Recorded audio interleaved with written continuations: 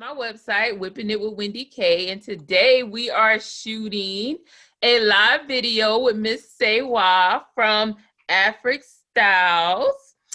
And what are you cooking for us today, Serwah, for our 12th day of Christmas countdown? So I will be making, can you guys see me? Because I have turned the camera around. So yes, we can see you. Okay, great.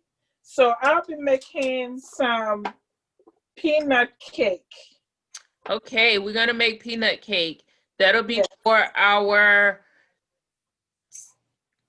12 days of Christmas recipes. I cannot wait to taste this. All right, I'm gonna let you take the road, and I'm gonna. Okay.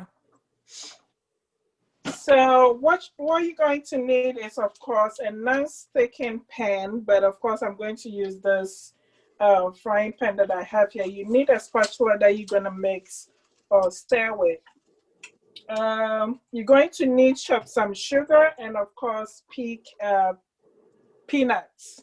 So I did get the already peeled peanuts. I got the roasted kind, of course. And so I have already gone ahead and kind of merged it up or broken it down a little bit.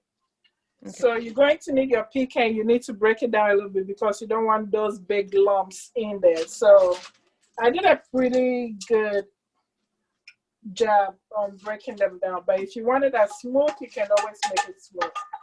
We can put it in the food processor, right? Yes, you can. Okay. All right. Do you want it like a powder, or you still want us to have some little chunks in there? You still want some chunks in it. Okay.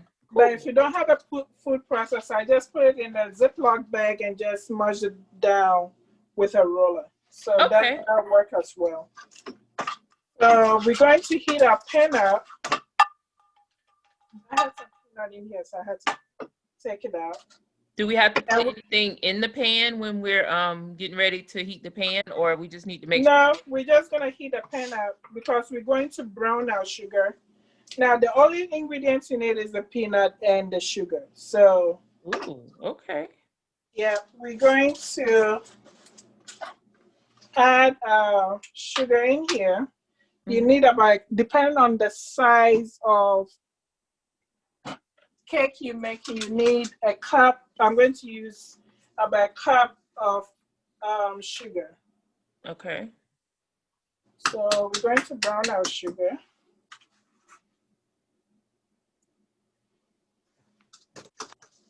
So that's about a cup.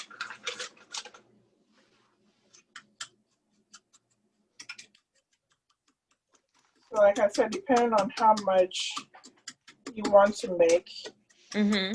If it's just for a couple of people in the family and you guys just want something fast to cook or something fast to make, then of course this is going to be something great for the family to do. You can involve your kids in it.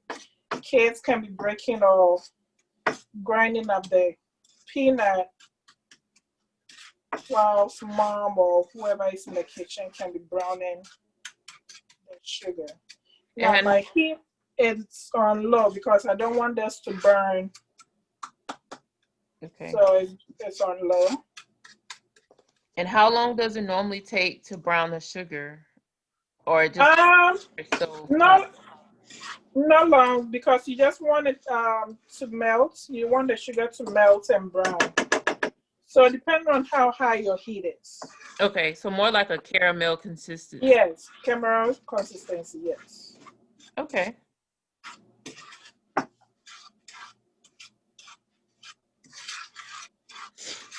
So what do you do for Christmas, or what are some of the traditions that you and your family have for Christmas? I know I didn't tell them that you are from Ghana, but what are some of the things that you do in Ghana for Christmas, or is it Christmas that you guys celebrate in Ghana?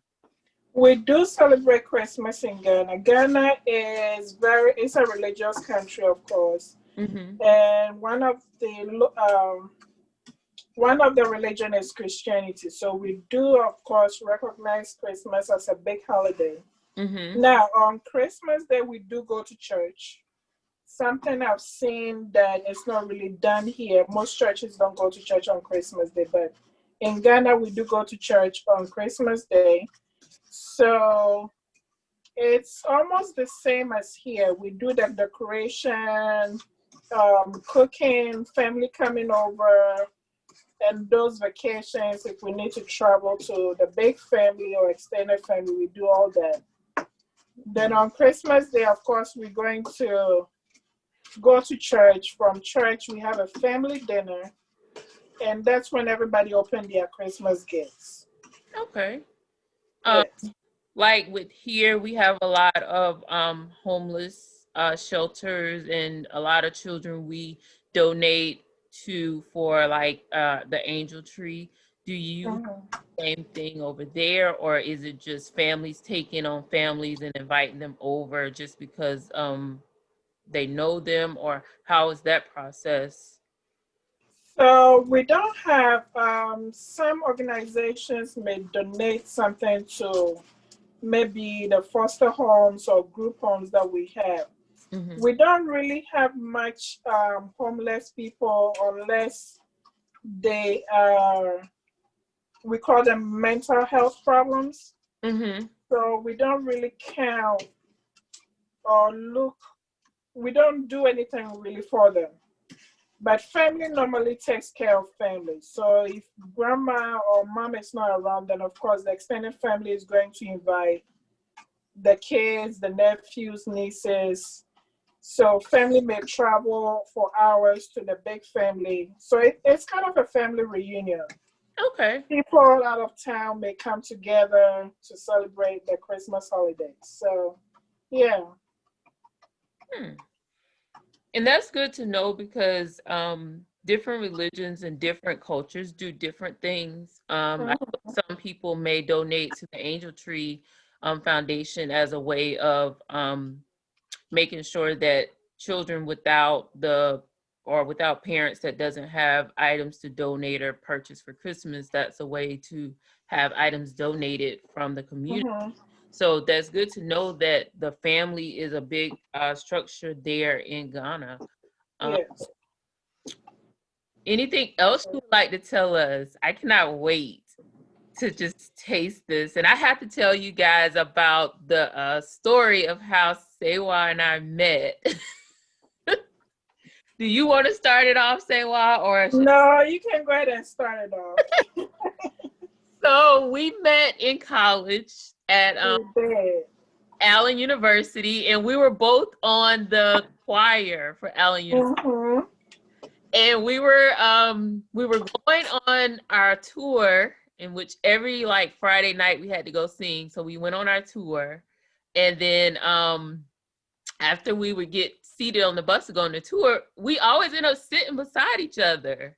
And when we were sitting beside each other, I'll be asking her questions about Africa. Like one of the questions I was like, do y'all stay in huts and tents like I see in the magazines? And she was like, do you stay in a hut or a tent? So it was new. So how many cups of peanuts did you put in there, or do you kind of just pour it in there until it's covered? So actually you just pour it in here till it's covered. Now I had used half of the bottle. This is 16 ounces. So I used half of it, but I still have some in the bag. I didn't use the whole thing. Okay. So it depends on how much sugar you use and how much caramel you want over it. Okay. So yeah, and I think every time we got ready to go on a trip or somewhere, we end up sitting together, and I would just ask her random stuff, and Serwah would just give me this look like, "Are you really asking?" And you know, you weren't the only person asking those questions, and it was very weird for me. You know, in Ghana, I didn't know much about. Well, I know this is off topic, but I didn't know much about slave trade. I didn't know much about all these. I didn't even know people don't even know where Africa is. So to be asked those questions, it was kind of weird. I said, why are people asking me if we do wear clothes? Some people will ask me, do we wear clothes? I'm like, Yeah. Sometimes I didn't even know how to answer those questions. But I'm glad I met you because it gave me a different respect for the African culture, for people from Africa. And to really be honest, we had a lot of students that were from Africa that attended Allen University. We did. I felt like in my heart that a lot of the other students treated y'all different because y'all were from Africa. They didn't give y'all an opportunity. And I was just hungry. I wanted to know more information. So I'm glad you took the time to give me the information. And actually, it did help me a lot. I think that's what stemmed. It's what stemmed from my business as well, because I saw the opportunity to educate the community on the African culture and also let people know we are the same people, we just on different parts of the world. So basically that's what my business AfricStyle is about, educating people on the African culture. I was just giving an interview last week and telling the interviewer that people think when they hear people from Africa, they think we are the same people, but we cannot be from Africa and not even understand each other's accent. That's how different it is. Right. So, and the main language in Africa is French, right? No. So Africa is a continent, and there are different parts of it. So we have the north, south, east, and west. I am from West Africa. Now, in West Africa, there are different parts of West Africa as well. We have the north, south, east, and west. So although I'm from West Africa, I'm also from the western region of Africa, of Ghana. So in Ghana, our official language is English. Okay. So if you go to Togo, of course, they speak French. If you go to other places, they may speak French or may speak English. Now, beside the official language, they may have local languages as well. Okay. Kind of like here in Charleston, some of the local languages Gullah here. Yes. Okay. Yes. All right. So all our peanut is covered. Now, this time you can just pour it into a plate for it to cool down. Then, of course, when it cools down, you can cut them into cubes or however you want to cut them into. So our peanut cake is done. All right. So moving forward, we're just going to put it in a plate and just let it cool off. Can we pop it in the refrigerator for a few minutes or? Sure. Yes. Okay. You can. If we put it. Let me put it on the plate.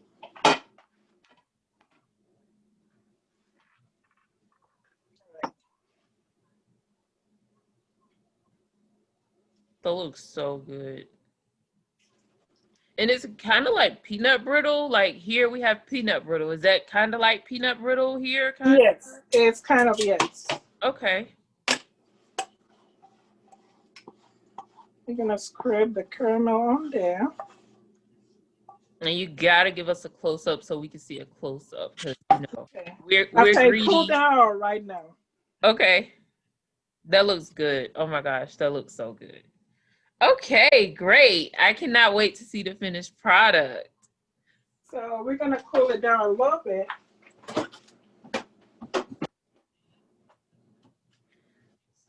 So while your peanut cake is cooling down, go ahead and tell us about your business because I look online and I know you're doing so much. So tell us about your business. All right. So as I mentioned before, AfricStyle is mainly to promote the African culture. We do focus on the fashion of the African culture. Did the camera move? No. Okay. Still looking at. Okay. So we do focus on the fashion part of the African culture. Like I said, we may all be from Africa, but we may dress different. Some people dress more Western lifestyle. Some people do the traditional lifestyle. So what AfricStyle does is we do have 2 fashion shows twice a year. It's always February and in July. Now, February is because of the Black History Month. We like to celebrate our Black people. We like, during the fashion show, we like to bring local businesses together. We do have local designers that most people don't even know about. So we like to bring those people together as well to showcase their products. Now, because it's an African fashion show, most of the designers, even if they don't design African clothing, during that time they do. So they can showcase their talents and gifts. Like, so they can let the community know they're talented in those areas as well. So it's always a great time. You have people coming together to not just celebrate the African culture, but just celebrate ourselves. And what year is this for you? So next year is going to be our 8th year. And due to the pandemic, we're going to have a virtual show. The tickets are on Eventbrite. We are all over social media, Instagram, Twitter, of course, Facebook. People will be able to find tickets on there. Since it's a virtual show, it's going to be something different. We have the same fashion coming up. We do have a designer though coming from Atlanta. She's a very dynamic person, very great. She has good eye for fashion. So you can also check her out. She is Daisy's Treasure on Facebook, and she has a website as well. So we're looking forward to a great event. It's always a great year. I love planning events. There's the excitement of people showing up, the excitement of people just being excited to see the show. It's always fantastic. So I love that. And I think when I first knew about your fashion show, and it's kind of bittersweet, but it was 3 of you guys, you and your 2 sisters. Mm-hmm. And like you didn't see one without the other, but they all modeled different, they had different styles, different personalities, and they all modeled your outfits in different ways. And it was just so good to see all 3 of you together and your different personalities. And I kind of miss it because you 3 are in 3 different locations right now. 3 different parts of the world, yes. Right. One is in Japan, Mm-hmm. right? Yes. Where's your younger sister? She's the one in Japan. Okay, and then the middle sister is... And the middle sister is in Kansas. Oh, goodness. Yes. She's in the military. But she is a model. She is a model now, and we have her, and she can cook. Like, all 3 of them can cook, and the food is awesome. Like, I have never tried some of the African dishes that they have at the fashion show, and it is like very good. And I'm glad for the opportunities for you to allow us to try it, because I wouldn't have tried it or I wouldn't have ordered it if I was out at a restaurant, because I didn't know what to order. And then y'all didn't have the names on the dishes. And I thought that was a really nice way to kind of introduce you to it. And you're eating like, oh, this is good. This is good. And then when you ask somebody, you're like, what is this? And they was like, turkey tail. And I'm like, what? Yeah, so that's one thing different about our fashion shows as well. We don't just give you the fashion, we want you to taste the food as well. Just like you said, some people, when you tell them turkey tail, of course, who wants to eat turkey tail? But after you taste it, I'm thinking one of my events a couple of years ago at Allen University, we had curry goat, and that was our first time making curry goat. And of course, most Americans don't even know what goat is. So people will come in the line and they will taste it, go back several times and come back for it. Then later on, come find out it's good. Then that's when they freak out. But it was good, and the seasonings that you use is very unique too, because you taste those seasonings on most foods here in America. or you don't even know certain things go together as well. So I was very, very honored to be at your fashion show, and I helped out that year, and I seen so much talent and energy, positive energy in the room. It was just very, very welcoming. Yes, thank you. I'm thinking that year, that's when you did the decoration, right? Yes, I came in and helped with the decorations, and they're still visible online. They are. They are. Yep. All right. So, Is this done, or are we ready to get a sample, or? yes. So this is done. You don't want to wait too long for it to cool down, or else it cakes up and difficult to cut. So you want to cut them when it's still a little warm, where you can move them around. Okay. So after you cut them into the sizes you want, then of course you can let it cool more if you need to. So right now I'm just trying to break them into little pieces. And these can also be a great appetizer if you're They having can, a little yes. dinner or Christmas dinner. Now, would you need to put it on like parchment paper or just having it? You can, Okay. yes, you can. So I've cut them into little pieces. Ooh, that And looks. of course, you can just pick one if you need to. Mm, it looks so good. Oh my gosh. We're gonna get a close up of this so we can make sure we add it to the video so you can see. Okay. Yeah, we'll have her to send us a really good picture. Thank you